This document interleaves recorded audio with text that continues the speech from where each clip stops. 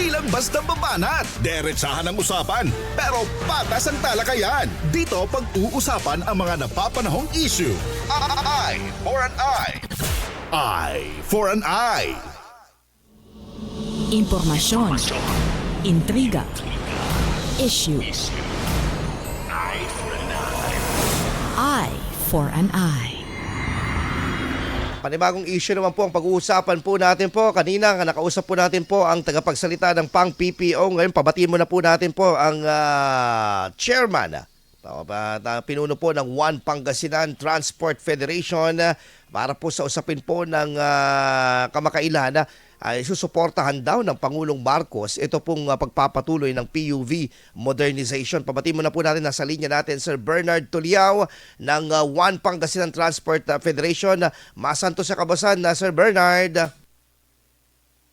Yes, good morning at sa lahat ng mga nakikinig, lalong-lalo na sa transport, maraming salamat po. Good morning. Opo. Sir Bernard, tutuloy na lang po ako dito dahil kamakailan meron pong petition. Ito pong may senators tayo, may 22 senators so signed na nagre-rekomenda na pansamantalahan munang suspindihin ito pong PUV modernization po na ito. Pero nagkaroon ng unity walk yung ilang mga modernized, may-ari ng modernized jeepney. And nakarating daw, sabi ng DOTR, ang mensahe nila sa Malacanang na sinasabi nga na susuportahan daw ng Pangulo yung pagpapatuloy daw ng PUV modernization. Yung reaction nyo po dito, Sir Bernard? Well, unang-una, siyempre, ginagalang natin yung decision din ng mga kasama natin sa transport at kay PBBM. Opo. Wala naman problema doon sa hindi pagtuloy ng suspension ng mga senators natin.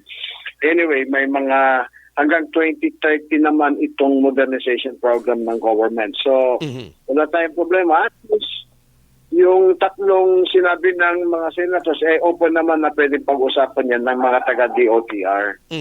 Okay po. Pero Sir Bernard, dito po sa ating pong usapin po na ito, yung pong pinupunto po ng mga senators po natin, dapat ba talagang ito ay bigyang diin po at matalakay po with the President?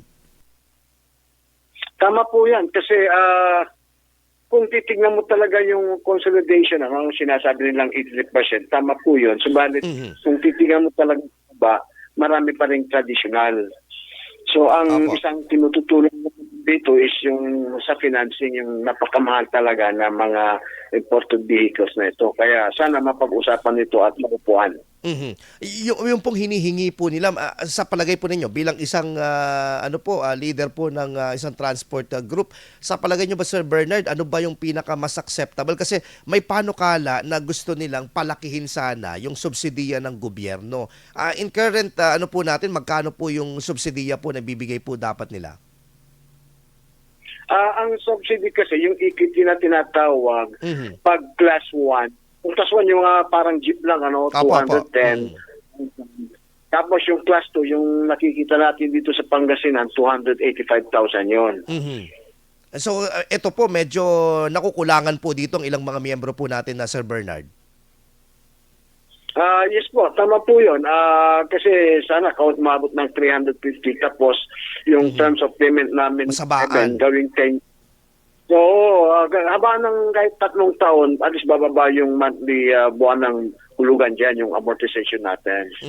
Oo, isa rin po sa pinupunto po nila dito, Sir, yung pong tawag nito, paghuhuli daw dun sa mga unconsolidated. Pero may pronouncement na dito ang LTFRB na papayagan naman daw itong mga unconsolidated muna pansamantala. Ano po ba yung nakarating po sa inyo dito na usapan po, Sir Bernard, sa pagpapalawig po nitong mga papayagan po na unconsolidated po? Tama po yun, nung nag-set sila ng deadline noong April 30, naglabas din kaagad ng memorandum circular ang pamunuan ng LTFRB. Ito po yung sabi niya na lahat ng mga unconsolidated units na kung saan yung area ay kukunti ang jeep, pwede naman silang tuloy-tuloy bumiyahe unless na registered at covered ng insurance itong mga jeepney natin. Okay po. Yung din pong usapin po dito sa Pangasinan po, in your organization, Sir Bernard, the last time kasi may mga ilang maliit na porsyento pa. Ngayon po ba nasa 100% na po ang One Pangasinan Transport Federation for Consolidated po? Tama po, wala naman tayong problema. 100% consolidated ang grupo natin. So, no worry dahil talagang andyan na yung modernization. So, anyway, hanggang 30 naman. So, okay lang naman din.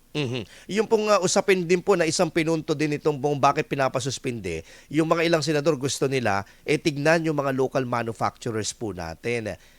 Na bigyan po sila ng ayuda din para makapag-produce po sila ng mas mura and affordable para po sa ating pong mga driver po natin. Tama po yan. Kasi itong mga local manufacturers natin, si Francisco, naglabas na siya ng yung unit niya na halagang 955,000. Kung was mo yung subsidy na 285, talagang maliit siya, 700 plus na lang. So, pwede tayo doon. Ang problema lang doon kasi hindi masyadong nabigyan ng priority itong mga local manufacturer natin. Kaya, siyempre, masama din ang loob nila at kami din sa mga taga-transport, gusto namin yung iconic, yung ating jeepney natin, tapos Correct. mura. Oo, correct. Pero dito po sa po natin po, mga miyembro po natin, Sir Bernard, meron na po ba talaga tayong mga ina-advisean na ipa-retire na yung kanilang mga unit kasi talagang black ng usok, medyo bibigay na. May mga itong checking ba tayo, Sir Bernard, sa mga hanay po natin? Oo, tama po kayo kasi hindi tayo nagpapabayad dahil kung talagang dilapidated sakyan natin, huwag nang i-rehistro. Yun ang sabi namin. Kaya hanggat maaari, nire-rehab natin itong mga natin habang medyo nag-aayos tayo at wala pa namang final na decision itong usapin ng modernization. Opo. Kaya sinasabihan lahat ng members natin na ayusin yung jeep nila. So far, dito naman po sa ating pong lalawigan po, Sir Bernard, wala naman pong mga nilalapit sa inyo na reklamo tungkol po sa mga kolorum na hindi member natin pero pumapasada. Meron pa rin po ba ang pasaway? Sa ngayon, masasabi ko wala dahil wala naman nagre-reklamo natin pero sa mga operation sa gabi, ayun ang hindi natin alam. May mga unregistered, baka naghahanap buhay din sa gabi dahil wala namang huli pag gabi na. Tulog ng enforcer. Anyway, Sir Bernard, last na lamang po, yung pong mga ruta natin dito, may balak po ba kayo in One Pangasinan Transport Federation na maghain ng dagdag ruta o kaya pagrebisa ng mga ruta po? Dapat yung pagrebisa ng ruta. Kasi may mga tinamaan na mga kasama namin sa One Pangasinan na mayroong existing routes doon, may mga unit doon, may na pa ang biyahe. Dinagdagan pa ng modernized na hindi alam nung chairman doon, kaya galit na galit siya sa LTFRB. So ito yung inaayos natin. May mga ganong kaso na andyan na yung mga jeep natin tapos nilagyan pa ng modernized. Siyempre magagalit din yung tatamaan doon. Sir, pwede ba namin malaman ito? Can you divulge yung anong ruta po ito? Particularly sa sa Mapandan. Okay. Kaya Mapandan. Ang masakit doon sa Mapandan kasi, nag-double coding nila dahil ang biyahe nila doon, 2 beses na maghapon.